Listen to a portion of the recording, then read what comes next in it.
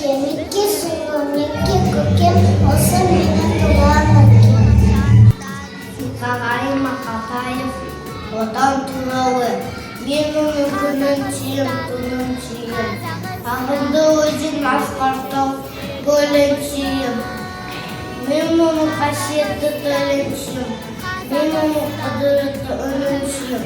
Отан атам, отан әкем, үсісінің кәтелкен сәтер ұша, неге бізде ден ұшына атам екен. Қазақстан, Қазақстан. Нұрай, айта қойшы, біздің рәміздеріміз қалай аталады? Нұрай, ала ғой.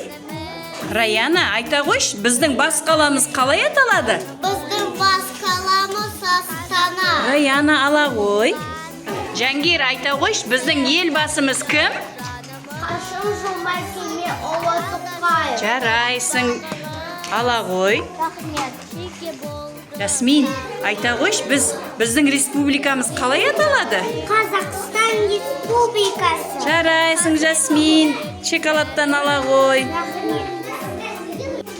Адина, айта қойшы, отан дегеніміз не? Отан деген адамның туып өскен жерін, адамның туыстары біз тұратын атан екен. Ой, Адина, міне бүгін мереке, ала ғой. Рахмет. Отан туралы қандай мақал мәтелдер білесің?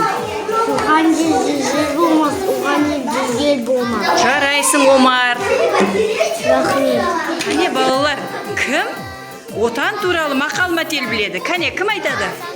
Отансыз адам ормансыз болды. Жарайсың, Асылхан, ала ғой. Рахмет.